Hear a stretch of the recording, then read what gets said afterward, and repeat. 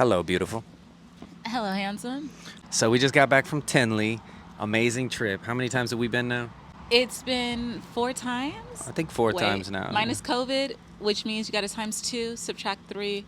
Yeah, What? COVID years. Oh, okay. All right. Yeah. Right on. I was like, what kind of math we getting into right here? All right. So had a blast as always. Tinley is a must. Oh, cool. We got the producers in the background throwing the leaves down. Good job, to you make it guys. Good job. killing the Cute. game. Oh, Cue the beautiful. leaves. Cue the leaves. Cute. All right. But yeah, had a blast on this trip. You know, we go every year so that we can see our friends. We can learn more about the ball python community. We can learn more about what the new genetics are that are out. Of course, we want to see all the cutting edge stuff that's going on. What was your favorite thing about the trip?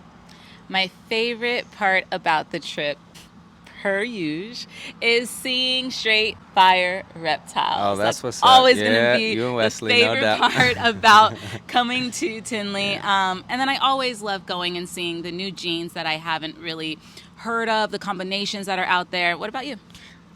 I really like that this go around, you were really calling out genes. You were like, hey, there's this. Look at how this works with this. You're starting to understand it all a lot more. Oh, yeah. FYI, Tinley is my college course that I take every year. Ball I go Python to Tinley, College. and I obtain knowledge. I feel like Neo in the Matrix. Oh, yeah? I just download. That's what's up. Yeah. Yeah, you definitely took the blue pill or whatever. You're along your way onto this, or was it the red I pill? took no pills, y'all. Okay, no pills. It's all natural.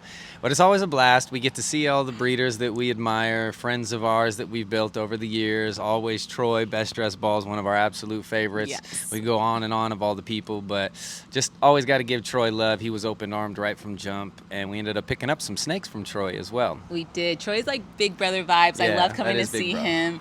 Troy's wife, Yeah. BFFFFFFL. Yeah, definitely. And that's probably the coolest thing. I mean, you get to go see the snakes. You get to see all the awesome new cutting edge animals. You get to build the relationships with the breeders that you don't get to do unless you're online. And it's not the same as building the relationship in person, face to face. Everyone likes to, connect and, shout out to Jeff of North Lane Herpetology. I love his page. He's got amazing green tree pythons, carpet pythons. He keeps a bunch of stuff, but he's really phenomenal with the photos. So he takes these like just stunning National Geographic status photos. And we got to meet you. Yeah, right away. First day, first hour, I want to say in. He's like, "Hey, Fear to Fascination." I was like, "Oh, what's up, man?" And so right away, that was cool. That's always a fun thing about Tinley. But then you've got the relationship building. You've got the auction, which is stunning every time, takes our hearts. It's just nuts. I mean, whether they're contributing to giving back to a bunch of people or it's the wedding. How cool Was is that your favorite part? What was your favorite part? My favorite part. It's always hard to. I love the entire experience. I could have been in Las Vegas rocking in front of like 10,000 people on stage with my boys, Yes. Fortunate Youth. Instead, we went on this trip, which that's what I wanted to do. I wanted to go see the ball python folks. We could rock a show whenever in Vegas, pretty much. A show like that, not always, but Come to Vegas. Yeah. Come to a show. come see a show. But aside from that, it's really, to me, it's about learning more. It's about building the relationships with all the breeders. So that's where I Okay. I have my most fun. Yeah. What ball python was the most mind-blowing to you? I know the answer to this one. Yeah, you could go mind-blowing. You could go my favorite as far as like projects. The snake that I think was the most mind-blowing, I wouldn't even necessarily purchase just because I don't have any plans for. Of course. There was no project that really My favorite was DPR. Cold-blooded. He's always killing it. Just the awesome videos on YouTube, on Instagram. But he made a super orange dream scrambler fire inchy yellow belly spider. I want to say. I think I just nailed that. I But think you just yeah, nailed it was that. an insane snake. You'll see pictures of it. We'll put a picture up on this video. Yes. It was probably the craziest ball python I've ever seen. To the point that you saw, I went to all the other booths and I'm like, "Did you see what DPR He was hatched an out?" advocate. Yeah. He needs I a was DPR like, yeah. hat. It I was was like, "Man, you need to kick me a little chips or something. I'm out here marketing like her." No, I'm just joking. But seriously, that snake was stunning. Congratulations for Mind-blowing. hatching that thing out. Yeah. But again, it wasn't like, it wasn't het for anything. We're working tri-stripe really heavy. So of course I was excited to see everything from tri-stripe. Yes. Zach Schrader, I believe is the pronunciation of his last name. Zach, what's up. He kills it. his ball pythons are phenomenal. He's one of the main guys in the tri-stripe projects right now. So I love seeing the GHI Fire that he brought out. He's got the DG in the mix, which is what we purchased from Troy. Yes. We bought a DG boy that's het for tri-stripe and a female that's het for tri-stripe, I believe. So both are DGs. So really excited about that. We wanted to get the DG into our tri-stripe project, and that's how we're going to do it. It was either that or putting $20,000-$30,000 down for a visual, which was that's heavy. I'm not selling kidneys today. I also just want to say a big thank you to Bob's Balls for letting me hold that 70-pound belt. Yeah, that thing was crazy. Check out so this awesome. picture, you guys. It was nuts. That thing was real deal. That was real deal. Shout out to US Arc. Yes. Big ups to Bob. He's won it multiple times. Bob's Balls is one of our favorite booths to go to every single time. He just got a wall full of amazing snakes. We were a little upset, Bob, that you didn't bring much tri-stripe stuff, but we understand, you sold it. It is what it is. And the team there's awesome, always helping the to educate. whole crew. The whole crew. I wish I could remember everybody's names, but you know what's up. If you guys are watching this, you guys are amazing. And, there was also walking down Brock Wagner and Brad Boa's aisle, which, I hate to take away from the other amazing breeders that are there, but of course, people wanted to see that sunset clown pied. As much as I wanted to see that, I was kind of surprised that the banana sunset was nicer to me, honestly. I like the banana sunset better than I like the banana clown pied. The sunset clown pied. If you can look at them here and let us know which one you guys like more. A lot of things are going towards the double and triple recessives, but when you're looking at it, sometimes it's starting to muddy things up with it, just as it would do when we have too many codoms in the mix. And what we're coming to find in ball pythons, it seems, is it's not as much about the triple, quadruple recessives. It's about making a good-looking snake. We want to see these projects that haven't been created yet, but at the end of the day, if it doesn't look pretty, who wants to open up, their enclosure and look at something like that? And is it going to sell? So, they say the grandma test, which I love. Like, is your grandma going to walk up and be like, oh my God, that's amazing? Or are they going to be attracted to the pied still that's $300-$400? That's incredible. Yeah. The grandma test. The grandma test, yeah. So, it's like if she walks up, is she going to be impressed by that? And you know how it is as breeders. We bring people into our collection and we're like, check out this snake. Oh my God, look at this one. Oh, this one's so cool. And they're like, yeah.